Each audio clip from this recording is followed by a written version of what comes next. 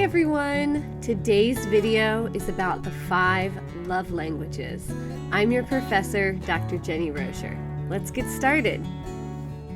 The main idea of the 5 love languages is this notion that every one of us tends to want to be loved in a certain way or feel most loved when we are loved in a certain way.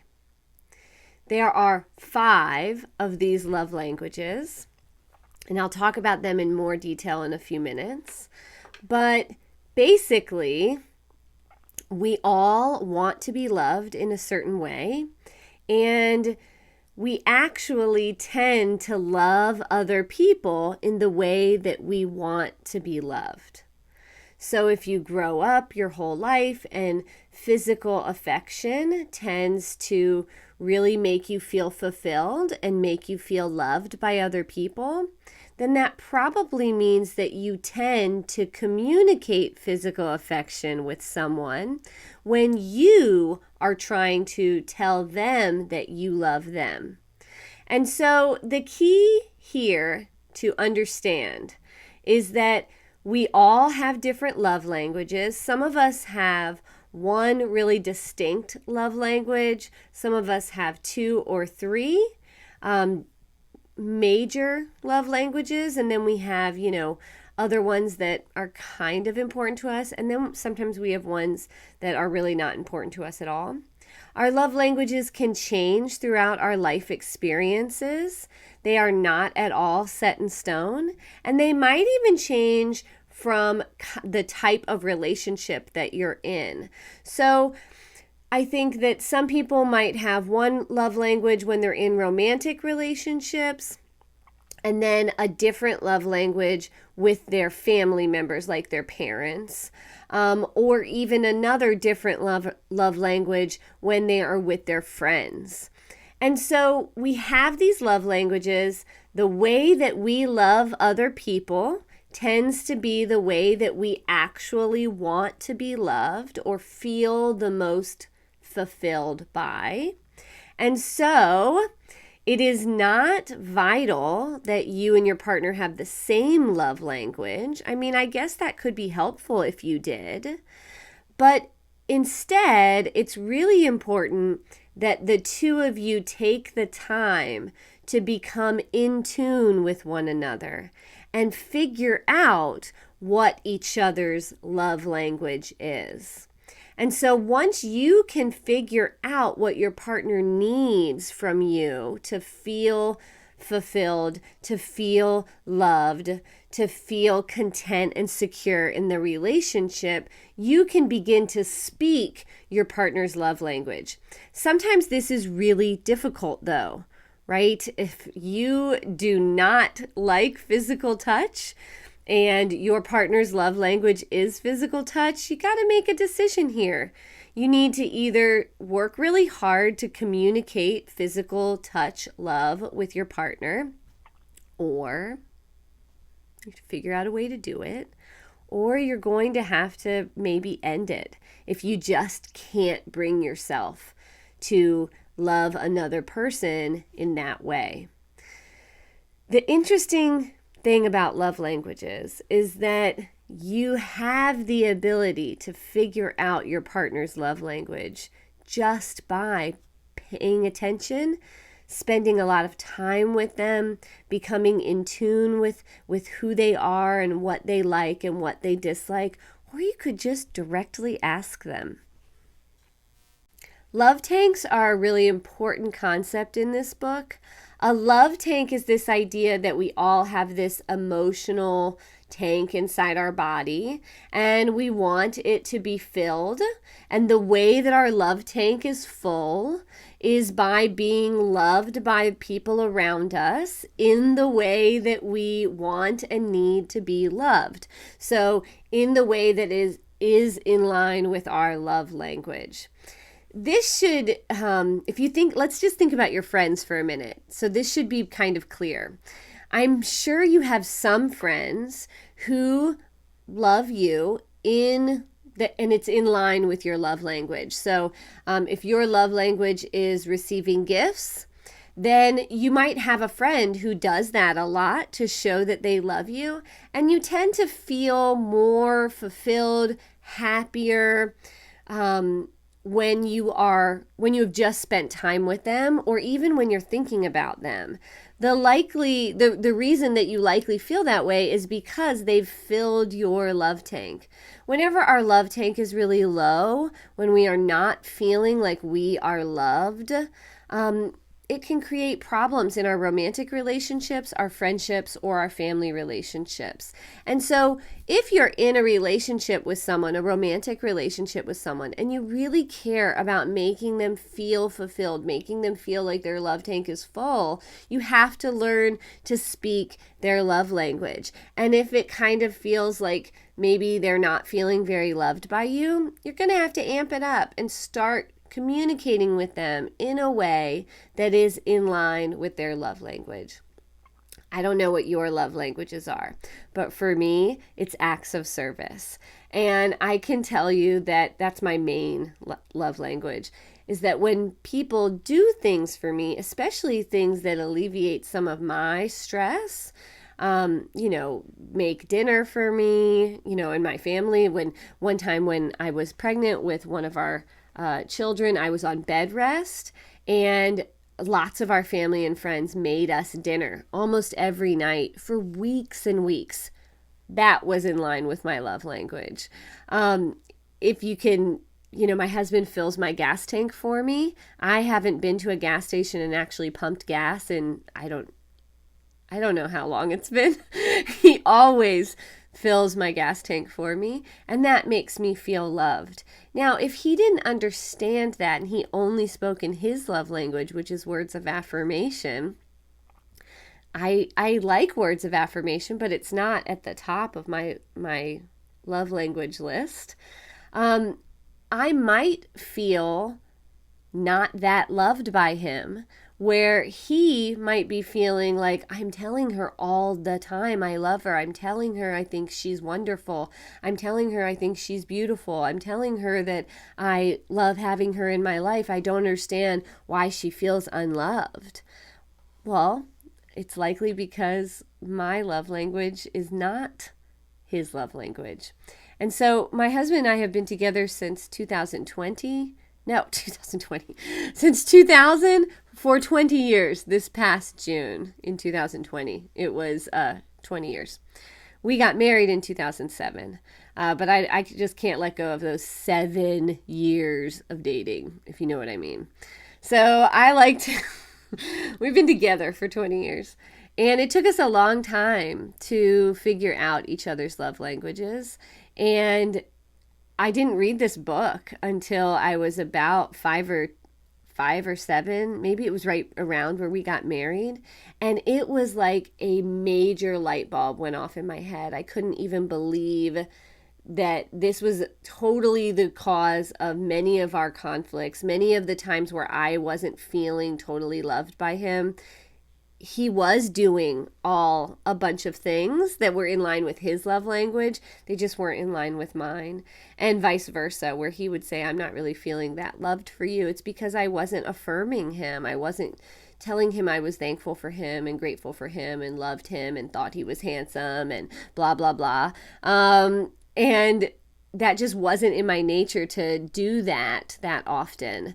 And so we have learned over the years that when one of us is feeling down, we really can help them feel a lot better by speaking their love language and filling their love tank. So this idea of a tank that can be filled but depletes over time and has to be refilled is central to the idea of the 5 love languages. So here are the 5 love languages. The first one is physical touch. This is when someone needs lots of physical contact to feel loved. So this is the person that wants public displays of affection, hugging, holding hands, kissing, sitting next to this person on the couch. If your partner is a physical touch person, don't sit on the other side of the couch. sit next to them. Every time you sit on the couch, sit next to them. It's something that small that can make a really big difference. Touching your partner as you pass them in the hallway, hugging hello, hugging goodbye, kissing hello, kissing goodbye. All of these things are really important to someone who has physical touch as their primary love language. Words of affirmation. You're going to need to work on complimenting this person more, showing your gratitude, saying that you're thankful for them, sending them text messages throughout the day, talking about how much you love them. These are things that make someone who has a words of affirmation love language feel fulfilled. Acts of service. So I think a lot of people look at acts of service and think, oh, so I just have to do chores for them all day long. It's more than that. And I think it manifests a little differently between men and women.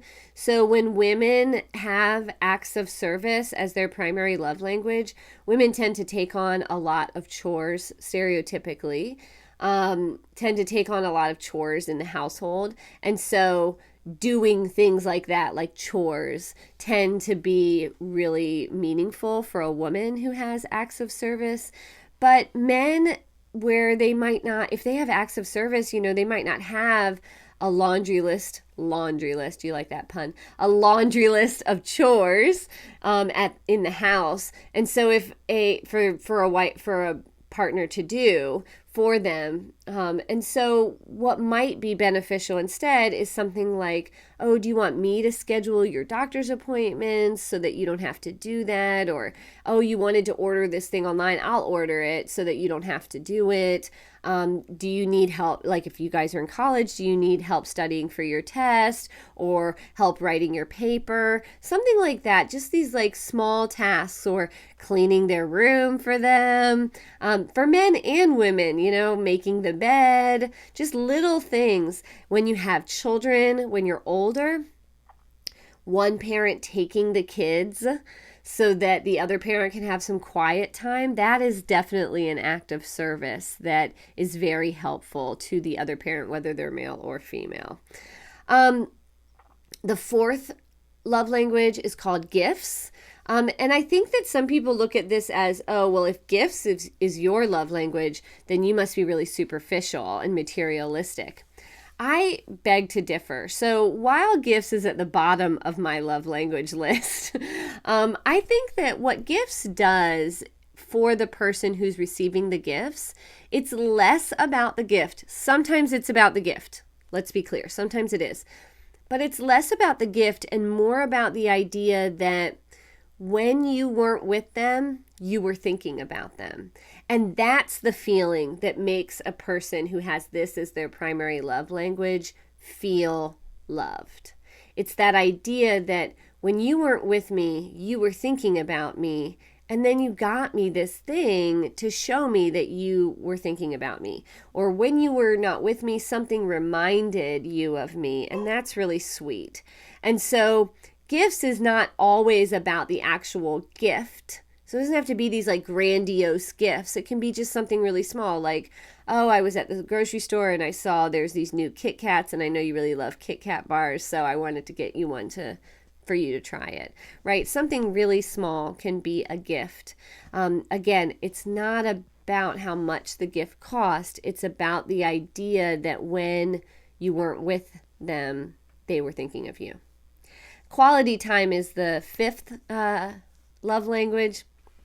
And this is where people really like to spend a lot of time with their partners, having conversations, and it's quality time. So it's not just sitting in the same room. That's not quality time. It's sitting down, sharing a meal, having a conversation, even watching a movie and snuggling together, going and doing something together that is meaningful, like it's exciting or it's new or it's traditional, right? Like it's a tradition that your relationship has created.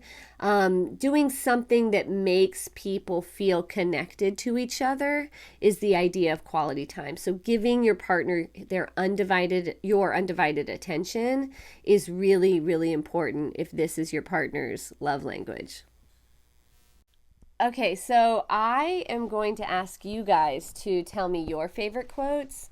And while I have a ton of favorite quotes from this book, I wanted to share one of them with you. So my version is a little older, probably, than yours, but it's around page 44. So it says, "Love doesn't keep a score of wrongs. Love doesn't bring up past failures. None of us is perfect. In marriage, we do not always do the best or right thing. We have sometimes done and said hurtful things to our spouses. We cannot erase the past. We can only confess it and agree that it was wrong. We can ask for forgiveness and try to act differently in the future. Having confessed my failure and asked forgiveness, I can do nothing more to mitigate the hurt it may have caused my spouse. When I have been wronged by my spouse and she has painfully confessed it and requested forgiveness, I have the option of justice or forgiveness. If I choose justice and seek to pay her back or make her pay for her wrongdoing, I am making myself the judge and she the felon. Intimacy becomes impossible. If, however, I choose to forgive, intimacy can be restored. Forgiveness is the way of love. I am amazed by how many individuals mess up every new day with yesterday. They insist on bringing into today the failures of yesterday, and in doing so, they pollute a potentially wonderful day." So while I loved that entire quote, that last two sentences were really my favorite. For me, this is the idea of we should not sweat the small stuff. We need to forgive. We need to understand that the grass is greener where we water it, which is a big, tough pill to swallow.